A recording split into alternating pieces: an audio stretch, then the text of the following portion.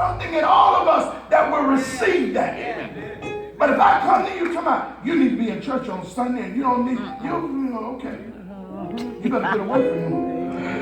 You don't even speak to me when you ride by. You don't even wave at me when you ride by. Come on here, Pastor. We were schoolmates. We grew up together. You knew my mother and I, but the only time you say something to me is when you having family and friends. They sit down somewhere. Okay. All right now. We got to get to where they are. Yeah. And then win them. Yeah. Listen to this, because the Bible says that he'll give us power to walk on some things, to go out amongst poisonous serpents, and they won't harm us. And he says if we do what we're supposed to, the gates of hell won't prevail against us. That's not that they can come in here, but that we can go out there. Amen. And in 2020, we got to do better. Amen. In 2020, we've got to go out. The Old Testament, it talked about come. In the New Testament, it tells us to go. Yes. Amen? Amen. Lord, I thank you. So in this case, he used the star. Something that they understood. A language that they knew about. He used the star to draw the Magi to Christ. And so we have to always remember, not all folk, not everyone believes. Not everyone trusts. Not everyone stands and walks by faith. But we that are faith walkers. Yes. Amen.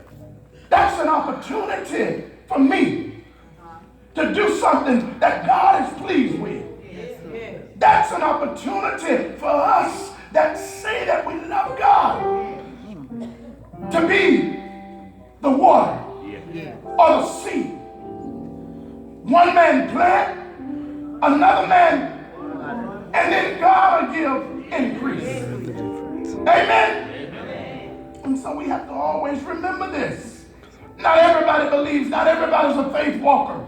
Not everybody stands on what I stand on, but we ourselves who say that we love God. The lesson teaches we must dress ourselves up in such a way that people can see Christ in us. That his word is the author and the finisher of my faith. Yes, Lord. That his word is what I go by, the light that guides me to and fro wherever I go. Amen? Amen. We're building too many churches. We're having too many good times. Folks falling out too much for us to have all the hellacious situations that we're having. There's got to be some healing. There's got to be some redeeming. There's got to be some restoration for the man and woman of God. Me and you. We've got to get in line with the will and the way of God. That we can reach out and touch somebody and make a difference in this world. Amen? Okay, all right. And so in this season, I said we got to work, got to draw some folks to Christ. Can't compromise our integrity or violate his commandments, but we must use whatever means are available to bring folk to Christ. Can't compromise our integrity, can't violate his commandments, but we've got to use whatever means are necessary. That's what Malcolm said in his hour. And some people don't like Malcolm. But Malcolm was necessary for what was going on at the time. And Malcolm said, whatever means are necessary, that's what we're going to use. Amen? You see, as a warrior for Christ, and I'm almost done, you got to be prayerful. And as a watchman for Christ, you got to be watchful. Thereby, you can see where God is working in the lives of people and let them know God is trying to tell you something. I look at one of my brothers that walked in this morning, and I'm so proud of him. Because he said to me, he said, all that drinking and stuff I was doing, I thought I couldn't do without it. He said, but guess what? I'm doing without her. Amen. His wife had to fight like a don't know what to bring that baby girl into this world. Yes. And she came, and Naomi is such a princess, such a blessing. She's here, and I look at pictures of her sometimes, and all I think about is the struggle and the fight. Yes. But Daddy, I'm so glad you stepped out and you said, I'm shaking off some stuff. I'm moving away from some stuff that I can be all I need to be for my family, for my child, for me, for the Lord. Amen? And I'm not where I want to be, but I thank God I'm not where I used to be. Amen? God bless you, brother. God bless you, my brother. So, when you read the story, it says the journey was between 500 miles. And was estimated to have taken them 3 or 4 months. The journey cost them time and money. And it cost their precious gifts. But the lesson teaches if you're going to reach him, you have to be in the right relationship with him. Yes. Yes. You have to be in good standing with him.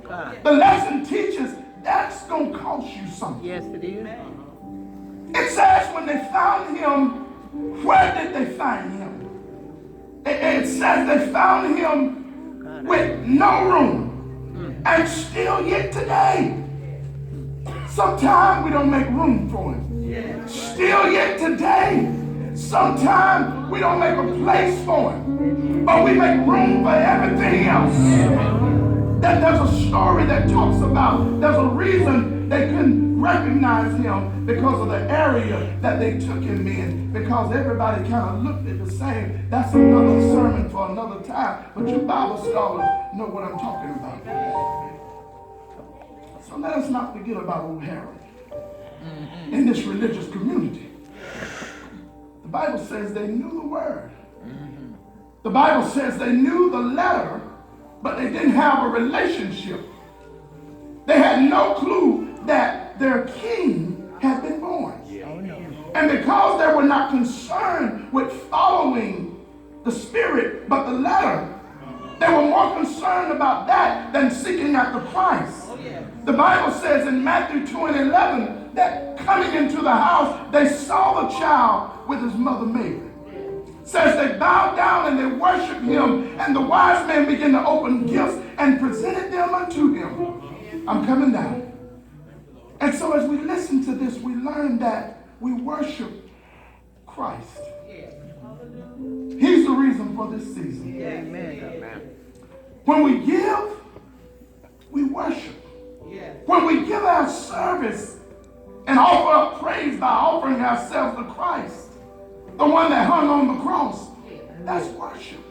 And I may not have a whole lot of stuff, but the one thing I have, my worship is for real. And in this 2020 season that's coming up, you may not have everything that everybody else has. Amen. Amen. You may not be able to do it the way everybody else does. Yeah. But if you ever learn to worship, if you ever learn to wait on the Lord, then what will happen? God will intervene. He'll get in some situations that otherwise have been spoken over by man. And if he opens the door, no man can shut it. Amen. Amen. If he closes the door, then it's closed. Yeah. There's some doors that need to be closed on all of our lives. And we try to do it, but he says, trust me. There's some doors that need to be opened in all of our life, and we run in here and we run in there and we tire ourselves out, and we even asking ourselves, Lord, when? Lord, when? Lord, when? A child is born, and this government shall rest upon his shoulders. Meaning whatever it is that you're dealing with, God says it's on me. But you got to give it to him. one that said, Father, forgive them, for they know not what they're doing. And then he went on and he said, it's finished. And the lesson teaches, it talks to me and it says, once we meet him, that's just the start. That's just the beginning. Once we find him, then we begin to open ourselves up to him. That he might do what? Use us. And he's not like man. When man begins to use you, sometimes you feel used. Amen. Sometimes you feel abused. But whenever you're used by God, at the end of it, you have a feeling that gives